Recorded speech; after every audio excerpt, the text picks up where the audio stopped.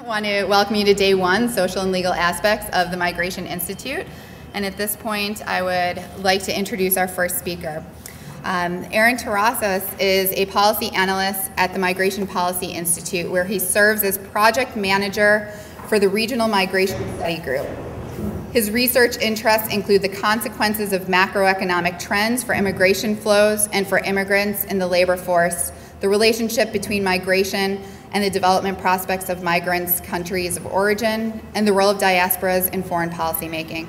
He is widely published and has presented research at the UN Economic Commission for Latin America and the Caribbean, the Organization for American States, and before staff of the U.S. Senate Judiciary Committee. Most recently, he coordinated MPI's collaboration with the U.S. State Department's Global Partnership Initiative with the Office of the Secretary of State on a major U.S. government effort to engage diaspora communities in U.S. international development and diplomacy efforts. Mr. Terrazas holds a BS with honors from the Edmund Walsh School of Foreign Service at Georgetown University, where he majored in international affairs and earned a certificate in Latin American Studies. He was awarded the William Menger Latin American Studies Award for his thesis exploring the evolution of policy attitudes toward migration and remittances in Mexico. Please join me in welcoming Aaron Terrazas. Thank you, Jamie, and it's a pleasure to be here with all of you today. It looks like you have a very complete agenda for the next 3 days, and one of the privileges of going first is that I get to step on a little bit of everyone's toes for the next couple of days. So I'm going to, try to give a broad perspective, kind of the overview of migration issues globally and at the national level. That said, I'm going to touch on a number of different issues and not kind of be able to go very much in depth into any of them. So with that in mind, I encourage you, there'll be plenty of time for questions, and please ask anything that comes to mind. I'll answer to the best of my knowledge. Jamie mentioned that the idea of today's presentation was to kind of give ideas and major themes. I'm a very visual person, and I like numbers. I think that's the best way a lot of us learn. So a lot of my presentation is actually graphs and charts and so forth. So there is a lot of numbers today. That said, hopefully we'll be able to put some context around some of those charts that Jamie just showed you and kind of explain what they mean in a little bit more depth. Basically, my presentation today has 4 main focuses. I'm going to talk to you a little bit about the Migration Policy Institute, who we are and what we do. Then I'm going to go into the global context of migration. Next, focusing on the United States, and then very briefly at the end, kind of touching on issues and future prospects. That's kind of, looking into the crystal ball that we all wish we had and saying, how are these issues going to evolve over the next decade or so forth. So basically, a little bit about the Migration Policy Institute. This is our standard mission statement. And it basically says that MPI is a nonpartisan think tank in Washington, D.C. And we're guided by the philosophy that international migration needs active and intelligent management, and that when such policies are in place and are responsibly administered, they bring benefits to immigrants and their families, communities of origin and destination, and sending and receiving countries. Now, think tank is a very kind of vague term, I find. There's a whole range of different academic, advocacy-oriented centers that really do different things. We are mainly research-focused. So we base our analysis on data where available, expert opinion, and then make policy recommendations from there. There are a number of other kind of institutes and think tanks that go the reverse route. They have their policy ideas in mind, and then develop the numbers and so forth. And I think it's important for you, particularly as educators, to be cognizant of the sources that you're using when you rely on these kind of proliferation of centers. Often, many of us have similar names. And I probably shouldn't mention any because this is being taped, but I will do that just because I think it's important. So we're the Migration Policy Institute, There's another group in Washington called the Center for Immigration Studies, which is fairly well known, that often departs more from a an anti-immigration perspective. There's also the Immigration Policy Center, IPC, which tends to, is affiliated with the American Immigration Lawyers Association. So they tend to be kind of more open toward immigration. The Pew Hispanic Center is one of kind of the leading quantitative groups. They produce very kind of reliable estimates of the immigrant population. And as we'll talk about momentarily, when we're talking about people flows, it's very difficult to get your precise handle on the numbers. As much as we pretend the numbers are exact, it's really kind of a black magic sort of thing. There's kind of the Urban Institute, which focuses more on the social policy issues around immigration, and they're kind of very rigorous and analytic. And also, I'd point to the Center for American Progress, which is kind of more left-leaning think tank, the Hudson Institute, which is kind of more libertarian. So I think whenever you go to these different centers and think tanks and so forth, make sure you're cognizant of where they're coming from. So now, with that said, where are we coming from? These are our basic ideas, and I'll put them on the table for you. Where we develop our policies, immigration is a phenomenon of the modern age that is unavoidable. It's an issue that most countries nowadays deal with. It has both positive and negative aspects for societies at both origin and destination, and it's important to recognize those kind of multiple sides to it. However, I think these 4 points really lay out where we're coming from. Again, it's a little bit repetitive from the slide that you just saw, but fair, smart, transparent, and rights-based immigration and refugee policies can promote social cohesion, economic vitality, and national security. That given the opportunity, immigrants become net contributors and create new social and economic assets. Sound immigration and integration policies result from balanced analysis of all data and the engagement of a wide spectrum of stakeholders. And finally, that national policymaking benefits from international comparative research. And I think really our international focus is kind of where MPI sticks out from a lot of the other analytic groups that tend to be heavily U.S. focused, at least in Washington. Many more of the academic centers here at the University of Chicago, Princeton University, University of California, San Diego, also have an international focus as well. So where do we work? These are, I think I included kind of our main areas of focus at the current time. U.S. immigration policy, given that we're based in Washington, is a big focus of our work. This is led by kind of 2 very senior experts in the field, Doris Meisner, who was immigration commissioner under the Clinton administration, and then Jim Ziegler, who was the immigration commissioner under the Bush administration before what was then the INS got merged into now the Department of Homeland Security back in a reorganization following September 11th. Our second kind of main focus is what we call the Transatlantic Council on Migration, and this is a group of experts that focus primarily on transatlantic and especially European migration issues at the kind of European Commission level as well as in several member states. And it's composed of several kind of distinguished politicians and experts, among them Rita Susmuth, who is kind of the former speaker of the German Bundestag, Ana Palacio, who's a former foreign minister of Spain, Rainer Bobak, who's kind of a very well-known demographer and economist in Germany, Antonio Vitorino, who's a Portuguese former European commissioner. So these are the kind of the people who come together to think about issues twice a year usually. The third is our Regional Migration Study Group, and I think Jamie mentioned in my bio, this is an initiative I work on kind of most of the time.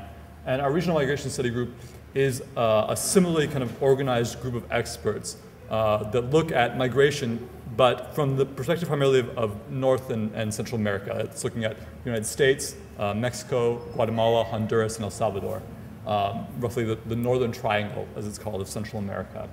And this is a region that is the kind of the origin of the vast majority, upward of 80% of unauthorized immigration to the United States. It's a region that has kind of enormous socioeconomic, political, security difficulties at the moment.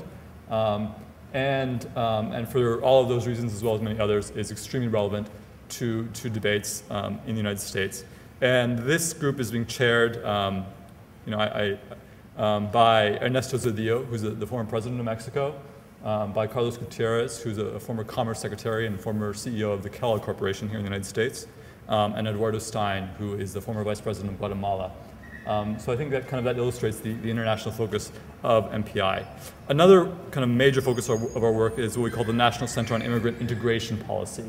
Now this NCIP, as we call it, focuses mainly on the social issues around immigration. That's kind of how do immigrants adapt and evolve in the United States, and what policies are in place to promote intergenerational mobility, among immigrants and their children, which I think is a long-standing focus here in the United States. It focuses on issues such as poverty, on education, on access to schools, on citizenship, on adult English acquisition and language learning, on workforce development and training.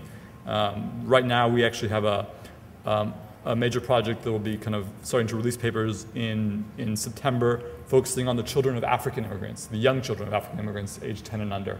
African immigration has been one of the fastest growing streams of immigration to the United States over the past decade. It's still kind of relatively small compared to the others, but it's really a new and emerging issue. Other areas of work from the center have focused on kind of looking at the fiscal impact of immigration on kind of counties and states. They just finished a study looking at Napa and Marin counties in California, and are working on one in Arkansas. They also have what's called the E Pluribus Unum Awards, which is an annual award that they give for exceptional immigrant integration initiatives. And I actually believe that the Illinois, there's an Illinois program that won this award 2 years ago or so. As I mentioned, our Migrants, Migration and Development Program focuses mainly on kind of the impacts in origin countries. And part of their work is what is now the International Diaspora Engagement Alliance, which basically is a collaborative effort with the Global Partnerships Initiative in the Secretary of State's office to try to promote diaspora groups in the United States to get involved with the countries of origin along a wide range of activities, be it volunteering, be it investment, be it kind of trade and commerce, and so forth.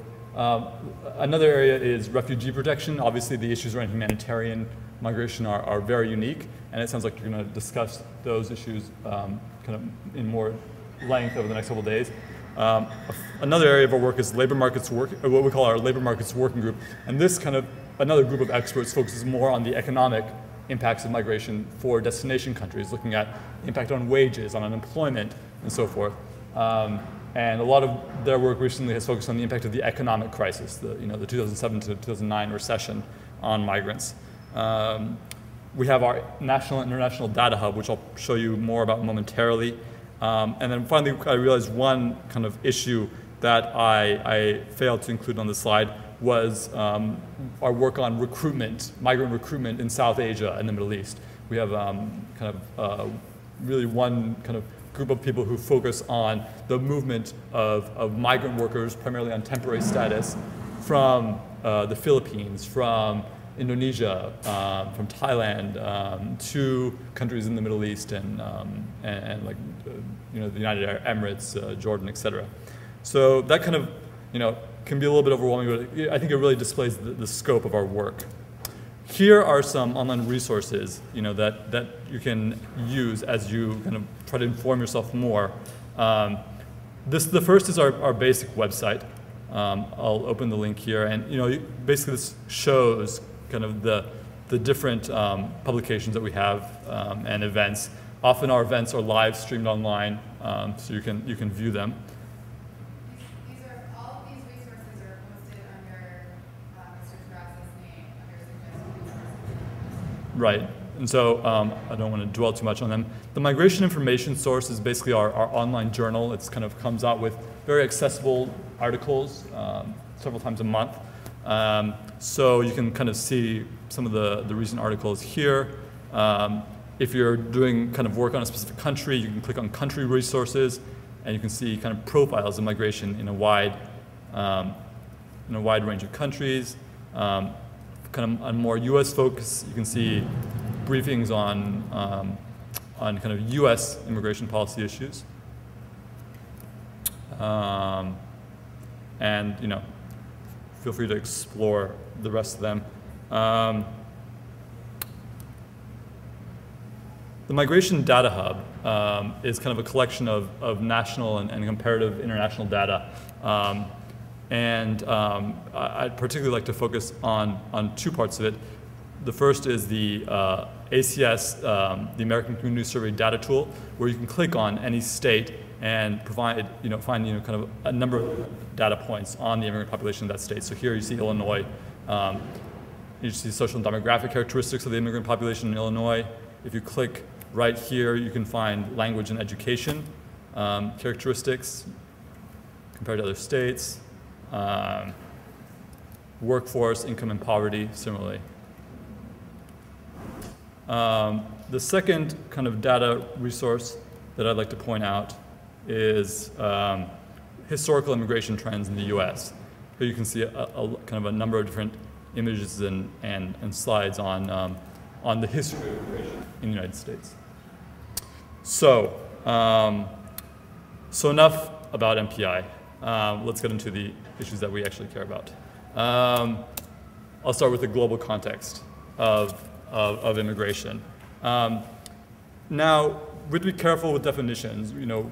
We often kind of mix the term foreign-born, immigrant, so forth. When we're talking about immigrants here in the United States, we typically have a very specific kind of idea in mind, and that's someone who was born outside the United States without U.S. citizenship, right?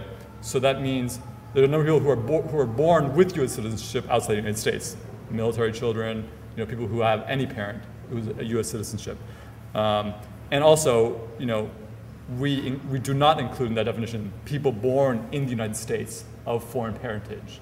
A lot of European countries, when they're talking about foreigners, they're actually including that second generation. So, particularly when doing comparative across, Europe and the United States, be careful with the terminology that we're using there.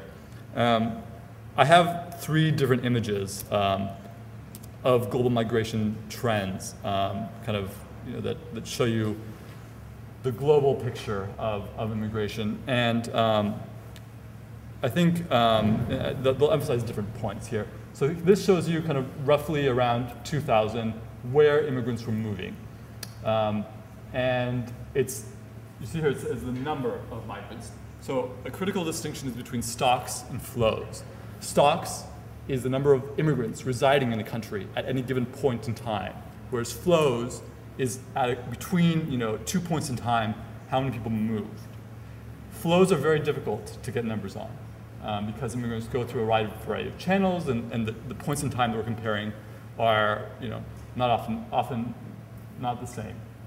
Most of the data we have are on stocks, based on annual census data from different census bureaus in the countries, and basically, this map is from the United Nations Development Program, and they rely on kind of UN data, which gathers national data from all the different national statistics bureaus. It's imperfect. It's there's all sorts of flaws with it, but it's kind of the best we have. And so as you see, there's actually kind of a wide. When I move away from the microphone, can you guys still hear me? It's harder. Okay, so I should stick to the microphone. Yeah. Okay. So you can see kind of the large flow of migrants out of Latin America, primarily toward North America, but also a little bit toward Europe. You can see the kind of very large intra-regional migration systems in Europe and Asia, and to a certain degree in Africa. You can see kind of migration from Asia toward Europe, and a smaller flow toward North America. I mean, it gives you a sense, kind of the complexity of these flows. Yeah. So that's one way to look at global migration flows. This is another chart that you just saw from the New York Times, and it's based on the same data, but it shows kind of what are the major immigrant destination countries? Those are the countries in green. And what are the major immigrant origin countries, with kind of the orange circles? And it kind of gives you a sense of the dimension of those movements. That said, the distinction, I think, between origin and sending countries is very intuitive to many of us. We have the idea of the United States as a destination country. People move here. Mexico is an origin country. People leave Mexico. Some of the kind of European countries like the UK, Germany, Italy, Spain, Portugal have gone from immigrant sending countries to immigrant receiving countries over the past century or decade. That's true in some respects, but it's also misleading. Most immigrant sending countries also receive immigrants, and most immigrant receiving countries also send immigrants. So when we think about Mexico, for example, about 10% of Mexicans live outside of Mexico. But it's the same share for the United Kingdom. About 10% of Britons live outside the United Kingdom. Although Britain receives immigrants from India, from Pakistan, from Poland, a lot of Britons also leave. The same, for recently we see this especially in Portugal and Greece, which over the past couple decades had become immigrant receiving countries. But now, again, and Ireland I should mention as well, but now are also beginning to send immigrants out, partially as a result of the economic crisis, but for a wide number of reasons. Mexico, I think, in the United States here we have kind of in mind as a major immigrant sending country. And Mexico also receives 200,000 to 500,000 immigrants, both trans migrants from Central America, but also skilled migrants from South America and the Caribbean. So, when we're talking about these distinctions, it's important to keep in mind that they're not often as clear as the theories would suggest. I think this is an interesting show. It kind of weights the interesting map. It kind of weights the different countries by their share of the immigrant population worldwide. And the point I like to raise with this slide is that, particularly since the economic crisis, there's been a lot of talk of global economic rebalancing. Basically the point that emerging countries are gaining more resources, a greater share of the world's resources, and a greater share of the world's power. This is not true with migration. The world's major advanced industrial societies in North America and Europe still receive kind of the bulk of the world's migrants. And that's not changing yet. So I mean, those are the three sides. I think they should kind of each raise different points. This is another point that I want to raise with global migration trends is that for all we talk about kind of migration from developing countries to developed countries, there's also a lot of movement within developing countries. This is from an analysis that the World Bank did a couple of years ago, and it shows that in three of the world's kind of major regions, what they call South-South, or developing country to developing country migration, actually exceeds migration to developed countries. This is particularly true for sub-Saharan Africa, where over 2/3 of migration is within the region. In Europe and Central Asia, this is true. And a couple of minutes ago I mentioned kind of the problems with data. This is another place we have to be careful. When we talk about kind of global migration within Europe and Central Asia, it includes one important statistical anomaly, and that is when the former Soviet Union broke up in the early 1990s, there had been a lot of internal movement within that, what had then been an integrated economic zone. But as the countries became independent, these populations, which had never actually moved, but had Russian nationality or Kazakh nationality or so forth, suddenly became immigrant populations without having moved. And so that's kind of an important point to be careful with when we talk about Europe and Central Asia. South Asia, there's a substantial migration, from Nepal to India, for instance. By contrast, over here we see, Latin America and the Caribbean, 86% go to high-income, wealthy countries in North America and Europe, primarily. I think this slide kind of shows, this point that it's an important point. When we think of people moving from developing to developed countries, they often, we often overlook that there's kind of various different levels of developing countries. people from the poorest of the poor countries rarely have the opportunities or the capacity to move abroad. So here you see kind of the wealthiest, the immigration rate in the wealthiest kind of advanced industrial societies is actually higher than most developing countries. Migration tends to be most prominent among middle-income countries. These are countries that are neither poor nor rich, but have kind of gone through the transition where people are able to accumulate sufficient resources to move to some place, but and are not completely marginalized from the global economy. And so obviously you can see it's much higher there. And I think the other point to recognize is that among the poorest countries, people typically move to other poor countries. So you can see there the lowest human development countries. You know, as was mentioned, the United States is still the world's leading destination for international migrants. And this shows how the U.S. share of the global immigrant population has evolved over the past 5 decades or so. And as I mentioned here, I excluded the former Soviet Union just because that's an anomaly there.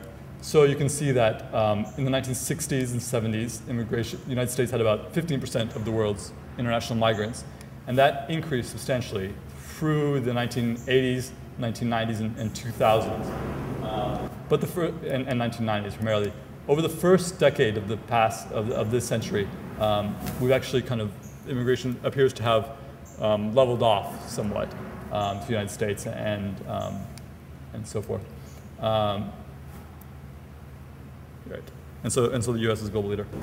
Next, I want to touch briefly on remittances. I know you guys are going to have a presentation in a couple, I think it's the second or third day, on remittances. But remittances, that's the money that migrants send home to the countries of origin, are what we often say is the most tangible and least controversial aspect of international migration. You can see here the flow of remittances, from North America to Latin America and the Caribbean, to Europe, to Asia, kind of a smaller flow to Africa. You can see remittances within Europe, within Asia, right there, and it kind of gives a dimension of the flow.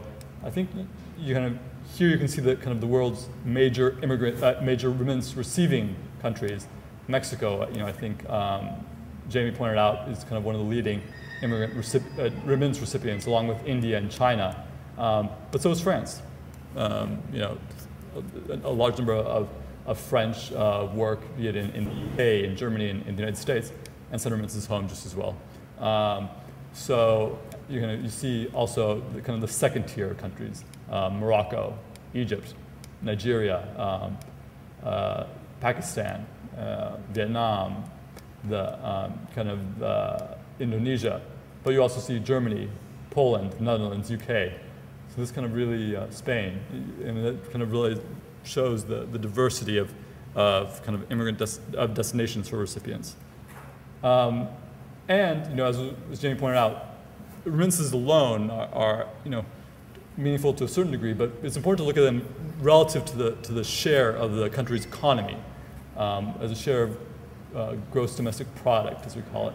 And when we do it that way, the major remittance receiving countries actually fall down on the scale. And part of that, I believe, as Jamie mentioned, is because where they go in the countries. But I think a more important way to look at that is that Mexico and India produce a lot more other than international migrants. Mexico is an oil producer, and so oil revenues are actually are larger than remittance recipients. India services. So remittances are a relatively small share of the total economy. That said, when we look within countries, in rural communities, for instance, in Mexico, or rural communities within India, remittances can be more important to those local economies. Where remittances are most important are actually small, isolated economies, places like Tajikistan right here, like Moldova. You don't see here, but places like Jamaica, El Salvador, Nepal, and Guyana, where there's really not a lot of other economic activity going on. These are countries that are isolated from the global economy. I think in Tajikistan, it's close to 50% all wealth and income produced in the country comes from remittances, primarily from migrants in Russia. You know, just kind of a brief comment on remittances. I think they've received a lot of attention over the past decade just because it's something very tangible, as I said, kind of non-controversial.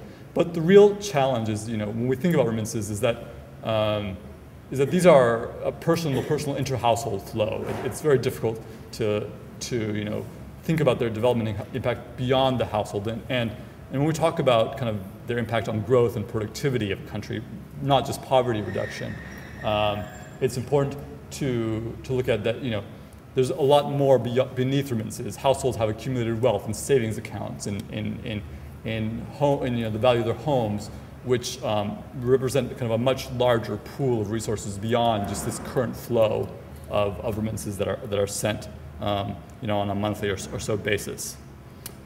So, so with that, I want to focus briefly on the United States.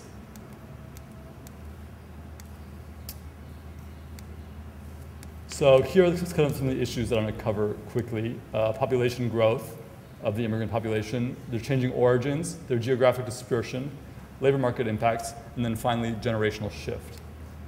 So here you see how the immigrant population has evolved in the United States roughly since 1840. The blue line represents, or rather the red line represents the total number of immigrants, and the blue line represents immigrants as a share of the total US population. So immigration increased basically from the 1840s through the early 20th century in raw numbers. But then, starting in the 1920s, we kind of had kind of very restrictive immigration legislation. We'll talk about that momentarily. And from the 1920s through the 1970s, the number of immigrants in the United States actually declined in real numbers, even as the overall US overall US population was growing. In 1965, we had kind of new legislation and that opened up for the first time the United States to immigration from primarily Latin America and Asia. And as a result, we see that starting in the 1970s, immigration has increased dramatically from, you know, roughly 10 million in 1970 to 40 million in 2010. As a share of the total population, you know, immigrants were, you know, 13 to 15% of the US population in the late 1800s and early 1900s. That share dropped dramatically to 4.7% in 1970 and has now only gradually increased. And we're still below levels experienced at the turn of the 20th century. Right. So I think, you know, it's often difficult to really get a sense of what 40 million means, and for that reason, I like this chart. You can see, these 40 million immigrants in the United States is actually larger than the total population of Canada. It's larger than the total population of California, or Texas, or Virginia. It's, you know, roughly two-thirds of the total population of France. So, yeah, I mean, it's really kind of an enormous number. And just in case it wasn't clear, these red dots are the total population, not immigrant population. So, and here you can see how the immigrant population has evolved over the past decade. As I mentioned, you know, the first decade of the 21st century looks like immigration slowed to the United States.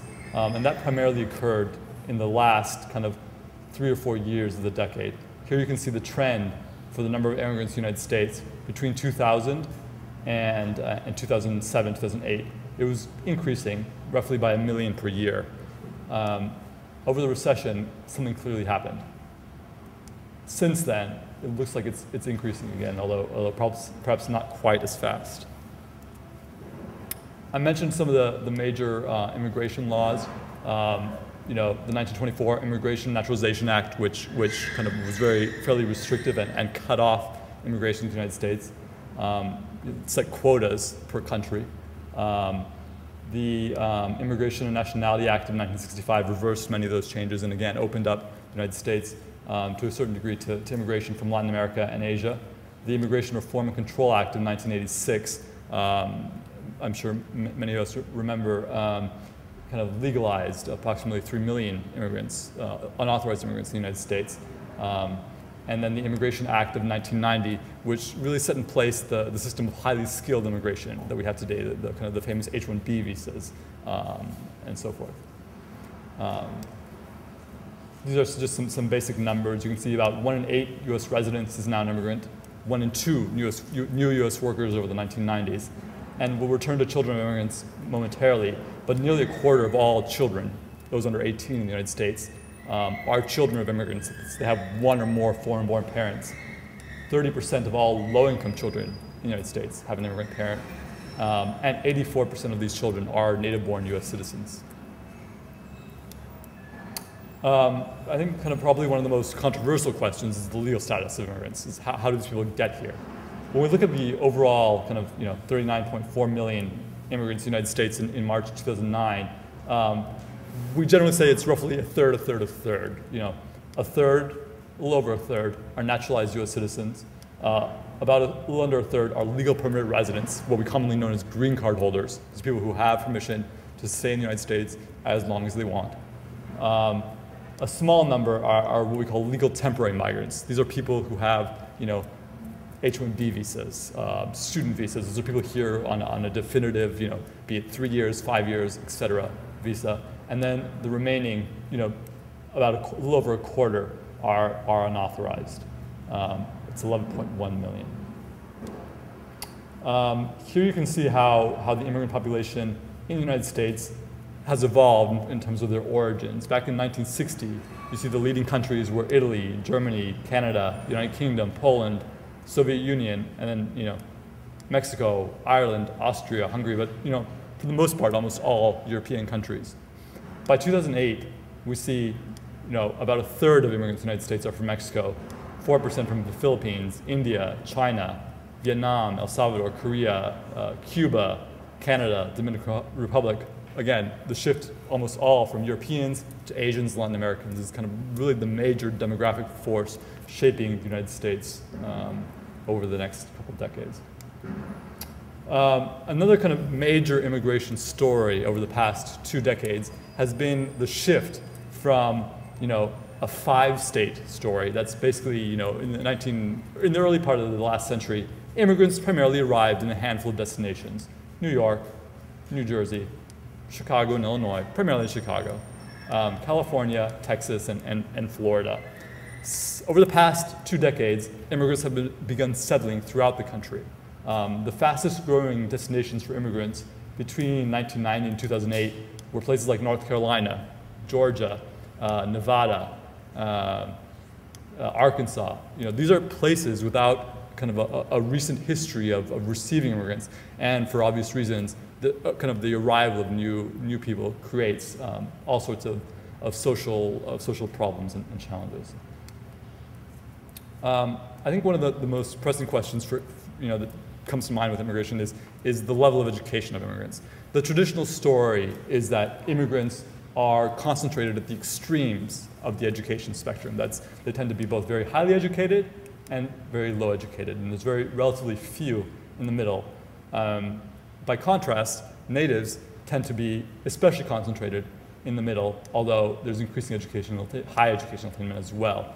This remains very much true. You can see nearly a third of adult immigrants in the United States kind of lacked a high school education. That said, we see when we break this down over time, we see that over time immigrants tend to improve their educational attainment. So after 10 years in the United States, this number increases somewhat. And so there's an increasing focus on what we call middle skilled immigrants. And immigrants are moving into these sectors, particularly toward this category. That's having a high school diploma and some post-high school credential, be it an associate's degree or some kind of trade skill. Here you can see kind of immigrants in several different highly skilled professions. Nearly a quarter of physicians in the United States are immigrants. 2 in 5 medical scientists, a third of software engineers, a fifth of computer programmers, and a fifth of post-secondary educators. Here are some of the key industries where immigrants work in the United States.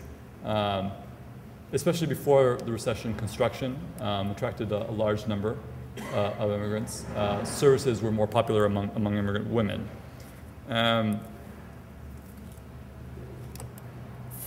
Partially for those reasons, immigrants suffered a lot during the recent recession.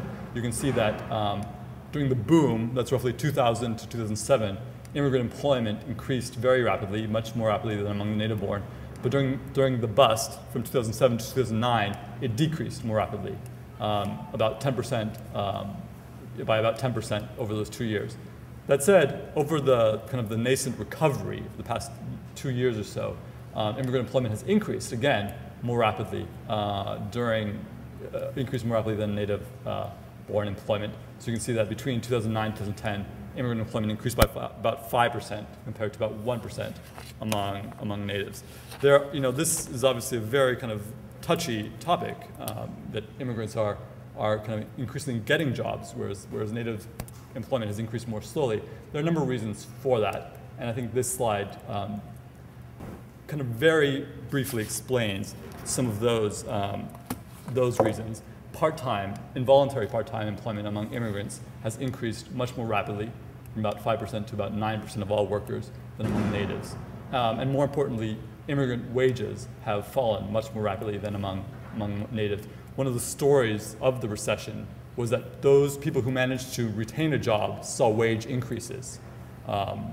Productivity increased and so forth. So between 2006 and 2009, people who remained employed actually saw about 2% real wage increase, whereas among immigrants, it was about a 6% decrease. Finally, I wanted to conclude the section on the United States, kind of focusing on the children of immigrants. Here you can see how the number of children of immigrants in the United States has evolved over the past 2 decades, increasing from about 8.2 million in 1990 to about 16.3 million in 2008. It's more than double. This is faster than the overall immigrant population. And here you can see in a number of different states. In California, about half of all kids have an immigrant parent. And as I mentioned, nationwide, about 80% of all these children are native-born U.S. citizens. A small share are immigrant children. Those are children who are born abroad but then come to the United States. In Nevada, over a third. Here in Illinois, it's about a quarter, and I'm sure it's much higher in Chicago. So, I think one of the most compelling stories, is that with slowing immigration as a result of the recession, the children of immigrants are increasingly coming to represent the future workforce of the United States. So 10, 20 years down the line, you'll see kind of, the large majority in some places of workers being kind of second generation. And of course, as I'm sure many of you who work with these students, or perhaps are even second generation yourself or first generation, understand the challenges of immigrant and second generation families, where parents may not be familiar with the functioning of the education system, how to advance toward post-secondary education, or even as simple as communicating with parents. These are all kind of challenges. I've mentioned some of these issues along the way, and since my time is kind of coming to an end quickly here, I will skip over them, but I'm happy to discuss any of these kind of policy issues in the question and answer session. Finally, I want to conclude with kind of several thoughts about the future prospects for immigration to the United States. I think, right now, in the wake of the recession, we're at this kind of conjuncture point where immigration flows and trends are possibly changing rather dramatically. And these are kind of several points as to why that may happen. First is the stagnating low-wage labor market in the United States. This is something that's been a reality for decades now.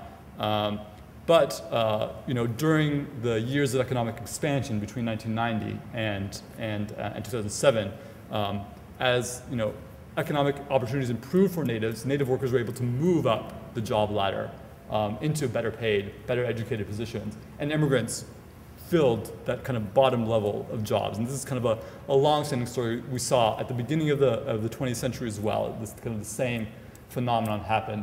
That said, when there's kind of slower economic growth, that whole logic of upward mobility shifts. No longer is a reality, and the labor market becomes very much more of a zero-sum game. So that's the first important point. The second point, I think, is the prospect of a long, slow recovery. Most estimates right now suggest that the United States is, the recession officially ended 2 years ago, but the translation into the labor market is slow. There's a long overhang of debt, which could play out in the United States labor market for as much as a decade. I recently saw some projections, I believe from the Brookings Institution, that showed that if economic growth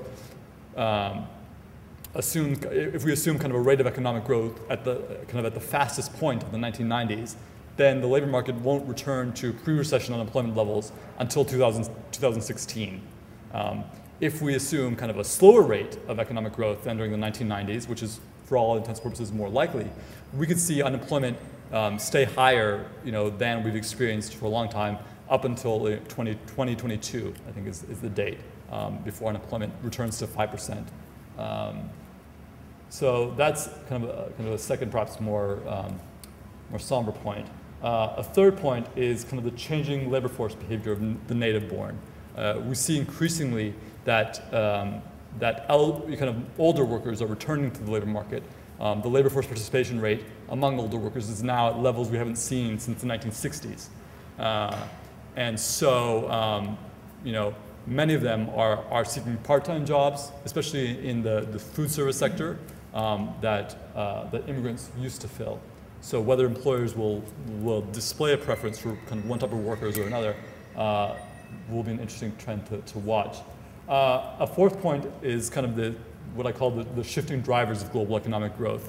During the 1990s and 2000s, early part of this decade, global economic growth was driven primarily by the United States and Western Europe. These are labor-scarce economies, which have a tradition of receiving immigrants. Most projections for the next decade suggest that global economic growth is going to be driven by emerging economies: China, India, Mexico, Brazil. These, by contrast, are countries for the most part that have surplus labor within their countries. So the prospects, for slower immigration, I think, are a reality.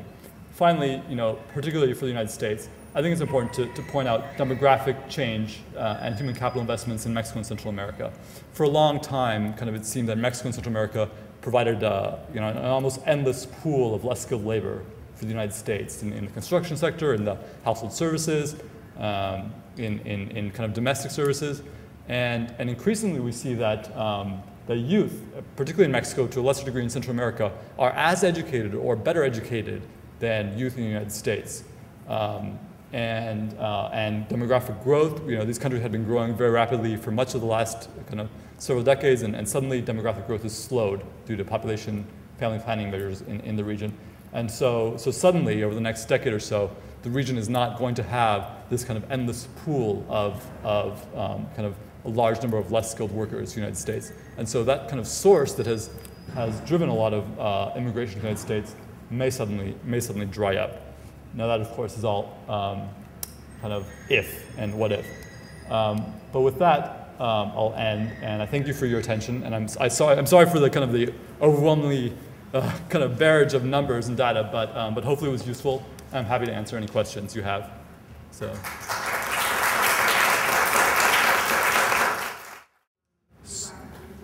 the question is on the website where we have kind of historical immigration trends in the United States. Is that broken down by state?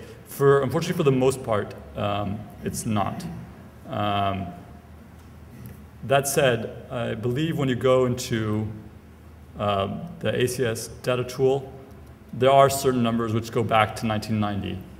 That's not very historical, but yeah. Do you have any suggestions for state? Yeah, so the Census Bureau actually has kind of older data, and if you email me, I'd be happy to send you a link. Yeah, so, yep. I just want to ask a question based on the last information you gave about Mexico and Central America. Sure. And the youth becoming more educated, but at the same time, the drug cartels and the violence increasing in that area, that I work with a large Mexican student population, and the fear of violence has increased, I feel like, and is more of a now what is making people immigrate here even more now in some ways like economic factors. Right. So the question is whether kind of the security situation in Mexico and Central America, particularly for youth, it may now be more of a driver of migration than the economic factors. That's correct? Yeah, I mean, I think the question about the role of the security situation in the region in driving migration is excellent. What the data have begun to show us is that particularly for security-related migration, I think the same applies to your conversations over the next couple days on climate migration, is that people migrate where they can. So while we've seen especially highly skilled Mexicans move to the United States as a result of the security situation, because it's easier for them to get visas, less skilled and less educated Mexicans are moving within Mexico. So when you look at, I recently, a couple of months ago, looked at some data for Ciudad Juarez, which is on the border right across from El Paso, and has, kind of a really kind of difficult security situation. You see kind of Mexican doctors and Mexican, engineers, et cetera, moving to Houston because it's easy for them to get a visa, because they have family members there, because it's easy for them to get a job, Houston, Austin, et cetera. Whereas kind of less educated, kind of poor families are moving to other states in Mexico, or are moving you see the female and child population in urban Ciudad Juarez increasing because it's easier for them to stay in a kind of constrained urban closed community rather than in kind of suburban areas and where the situation is a little bit more volatile. So I don't know if that answers your question. I mean, do you think as far as the future issue, if the violence in the region does not, right. if it does not decrease, will we see that even if economically things are getting better, right. education-wise things are getting better? Well, I don't think. So the question is whether, if the violence continues increasing, that'll increasingly play a role in migration. Several points. It's difficult to make any judgment on whether violence in Mexico is increasing or decreasing. It often shifts. But I think, as there's become kind of more government attention in Mexico on the violence situation, a lot of the cartels are shifting southward to Central America, toward El Salvador, Guatemala, where there's less government control. And so I suspect that, I'm not sure it'll reduce violence, but it'll reduce those pressures within Mexico. And as to whether, these young people will be driven to migrate, I think the point I wanted to make earlier was that, an educated young population alone is not enough to create jobs for them. There have to be jobs to employ them. You see that it's a huge problem in Southern Europe, especially, where they have a large educated youth population, but no work. So that, could easily be a challenge for Mexico over the next decade. Yes. Your charts showed the interesting changes in immigration patterns, more or less as if everything happened by natural forces, economics mainly. What about the influence of the severe anti-immigration policies that have been adopted in the United States with the fences and all kinds of technological devices to keep people out? Right. To what extent is that changing? Right. That's an excellent question. The question is, it looked, I guess, perhaps incorrectly. I didn't make it seem like most migration is driven by economic and demographic forces. I think legal forces, the change in legislation have an important role. But the question is particularly asking the role of kind of anti-immigrant sentiment and border controls in changing immigration patterns. And I think it's hugely important. There was a huge wave of anti-immigrant sentiment in the 1920s and 19-teens that contributed to the legislation in 1924 that restricted immigration. On your point on kind of border enforcement, for most of the 20th century, Mexican particularly workers moved fluidly across the U.S.-Mexico border, kind of very circular patterns. Particularly kind of working in agriculture in California and Texas, and to a certain degree in Colorado and Washington. Since the late 1970s, and particularly since the 1980s and 1990s, increasingly strict border enforcement has made the circularity more difficult. And as a result, Mexicans who used to move back and forth for agricultural work or so forth now stay in the United States because it's more difficult to cross, because it's more expensive. I think the most recent estimate I saw was it's about $3,000 to cross the border illegally. So that has led to kind of locking in the population. And I think a particularly powerful contrast is when we look at the UK. So over the past decade, a lot of this kind of less skilled urban service work in restaurants and so forth in the UK has been done by Eastern European migrants, particularly Poles, who had essentially free access to the UK labor market under the European Commission, under the European Union. When the economic crisis struck, a lot of those they were less skilled, but kind of low-wage workers in the UK returned back to Poland in full knowledge that they could return to the UK if things suddenly switched around. That didn't happen in the United States, where kind of Mexican and Central American workers who perform those same jobs can't just come back. And so the role of border enforcement policies in influencing individual decisions, I think, is hugely important. So it's a real counter to, I mean, the people who want all that strictness are not getting what they really want. Because ending up with more immigrants in the United States in the long run. I mean, you end up locking in immigrants. That said, I think kind of to assume that the United States is going to have no border enforcement is not entirely realistic. There needs to be some way where people can come and go, more kind of reflecting their individual intentions. I think one of the points that we often try to make when it comes to these border arguments is that any public policies that attempt to contravene human nature are really not going to succeed. So you kind of have to build them around human nature. Yes, this young lady. There's been a lot of talk about immigration reform. I'm curious as to the types of policies that MPI would advocate for. Right. I mean, there's a lot of talk about immigration reform, but there's not a lot of action. And there hasn't really been since 2007.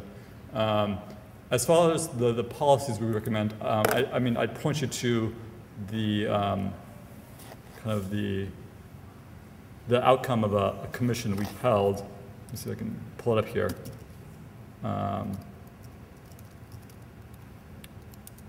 So if you click here on U.S. immigration, several years ago we convened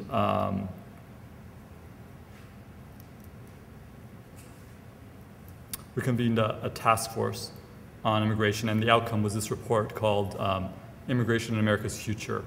And that includes kind of I guess would be the institutional recommendations for immigration reform. And there's a, executive summary here, which is kind of, an excellent kind of brief that I'd recommend. You showed a slide about the level of education, and sure. the numbers said 27% have bachelor's degrees or more. Yep. So they asked me to kind of show this education slide. Yeah. Mm-hmm. I wonder, is there a way to know if that percentage of the population are actually working? Right. Jobs that require a bachelor's degree or more? That's an excellent question. So the question is whether, are these highly skilled immigrants working in jobs that require a bachelor's degree or higher? And the answer is clearly no. I think, one of the kind of issues that several of my colleagues have looked at really in depth has been the underemployment among skilled immigrants. I think, when we look at Latin American immigrants, for instance, something like 43% of Latin Americans with a bachelor's degree or higher are working in low-skilled jobs. It's also very high among African immigrants. And certainly, some of that is choice, but a lot of it is difficulty translating credentials, language difficulty. I think kind of some of the most protected fields are fields like medicine, like nursing, law, that have state by state kind of licensing exams, which make it very difficult for immigrants to move into those fields. And so what you often see, at least in Washington, D.C., there's kind of the perennial story of the Ethiopian physicist who drives taxis. But I think kind of more often you'll see, physicians working as nurses, kind of moving down that skill spectrum. So that's an excellent question, I think. So, yep, in the back there. You mentioned at several points the difficulties of data collection when it comes to immigration policy. I think that's a fascinating lesson for all of our students to look at data biases. So I was just wondering, how do you collect data such as this, the high school education, especially amongst undocumented immigrants? Right. How do you do that? So there's so the question is about data, and kind of I had mentioned referred to the problems with data collection and analysis. And so how do we collect data and how do we use data? There's several kind of key resources that we use. Most of the data that we use, particularly for the United States, come from the US Census Bureau. So obviously every 10 years the US Census Bureau has a decennial census, which basically asks everyone in the United States, it's the same questions. But every year, they also have what's called the American Community Survey. Every year since 2005, they have the American Community Survey, which is a 1% sample of the US population, roughly 3 million households. And that kind of gives us an annual profile that we can break down and look at it different ways. Now your question about the unauthorized, I think, is important. The American Community Survey is administered in Spanish when necessary, and it does include the unauthorized in there. The Census Bureau does not ask about legal status. They ask basically, are you a citizen or are you a non-citizen? Non-citizen, as we saw, can include a green card holder, it can include a legal temporary migrant, it can include an unauthorized migrant. It's difficult to pull them out. Now, there's also another kind of survey that the Census Bureau conducts on a monthly basis. That's the current population survey. It's a much smaller sample. Rather than 3 million households, it's most months it's 60,000 households. In March, they do 200,000 households. And so that kind of gives us a more periodic portrait, similar methodology. The Pew Hispanic Center, Jeff Passell at the Pew Hispanic Center has spent his career, 30 plus years, he's a trained demographer and looks at kind of how to estimate the unauthorized population in these data. And so that's where most of our numbers on the unauthorized immigrant population come from, that the 11.1 million estimate is an imputed estimate by Jeff. And for the most part, they're taken as the most reliable estimates we have. That said, we think there's roughly, if I'm correct, I'm pulling it off the top of my head, 10 to 15% undercount of the unauthorized in the CPS. When it comes to kind of global data, it's a lot messier. As I said, the most common resource, other than is the UN Population Division, kind of the demographic agency of the United Nations. And what they do really is they ask each national census bureau to send them their data and then pull them all together, try to make them comparable. Different census bureaus ask different questions. As I mentioned, they have different ways to define foreign-born. A lot of the Middle Eastern countries don't count temporary migrants, and there's a huge South Asian temporary migrant population in those countries. They have different degrees of coverage. Some are only urban areas. So it's incredibly messy. When it comes to remittance flows, most remittance data come from the balance of payments that central banks report to the International Monetary Fund. Balance of payments is just basically kind of the balance of money coming into a country and out of a country through different accounts. and then there's different ways to classify that. And there's kind of three main components of what we know as remittances. I think one is kind of workers who receive income from abroad. Other people is transfers of assets from abroad. Anyway, so the World Bank kind of homogenizes these data. That said, since they're coming from the central banks, a lot of remittances don't go through the banking system. In places like Somalia, it almost, where there's no central bank, it's almost all through the informal kind of what are known as hawala networks. Even in places like, like Haiti and some parts of Central America, cash remittances through through family couriers or so forth are more common. So data, enormous problems, but we do with what we can. So, yes. This question has to do with future trends, Mm-hmm. and especially higher education. This is just a moment ago. Right. I was just reading an article inside Higher Ed that said that the United States is terribly behind introducing college graduates, and that some people from Georgetown are saying that the United States needs 20 million college graduates by 2025 to catch up with the rest of the world.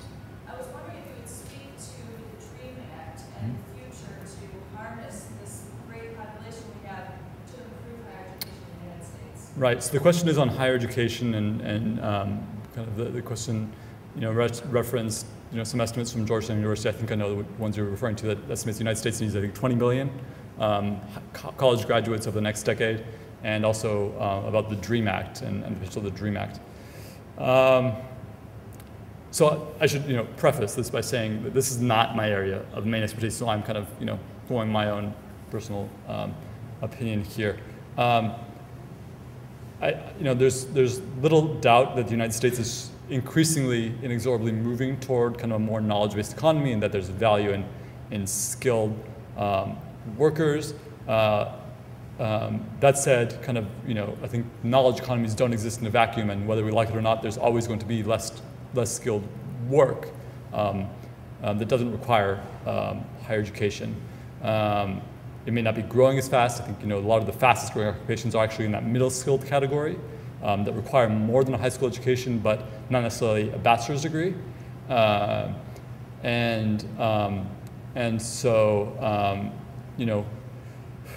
it's difficult to say definitively. We need more, less, high skilled, less skilled. I hesitate to say this in a room full of educators, but degrees and credentials, as most employers will recognize, are not always the best indicator of a worker's productivity or value to an enterprise. So that, I think that's kind of one set of comments. And I guess the other thing is I have a real fear that with the emphasis on education and credentials, particularly a bachelor's degree, that the United States could increasingly come to resemble Europe, where it's highly educated underemployment among skilled workers. I think you look at Spain now, among something among 25 to 35-year-olds, a high number of have multiple bachelor's degrees or master's degrees, and yet still face 30% unemployment. And the United States in the past has benefited by absorbing a lot of those educated Europeans, immigrants, without paying for their education, so to speak. On the DREAM Act, I also encourage you. I think some of my colleagues have done analysis of the DREAM Act and kind of how many people would qualify under the DREAM Act, and I think kind of one of our conclusions, if I'm recalling correctly, is that there's been very much an overemphasis on the bachelor's degree requirement. That that may be out of reach for a lot of kind of potential DREAM Act candidates. That doesn't mean they're not as useful still, but kind of thinking about, again, something less than a bachelor's degree, where there are real shortages, in skilled trades particularly in the United States, may be a useful way to approach that. And I'll try, let me see if I can pull that up here.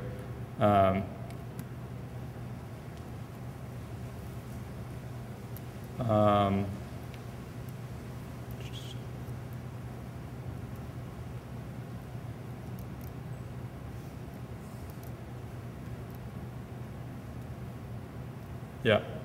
So I think here you can see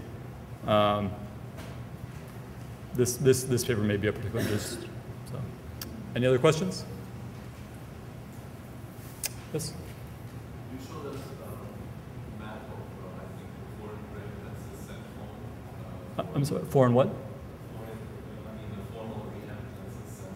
Yep. And on that map, France ranked pretty high. Yep. I'm thinking, is that money sent back by French expats living abroad, back home, or maybe by the relatives of the immigrants sent to their families, maybe working in Germany or Britain or somewhere else? Right. So.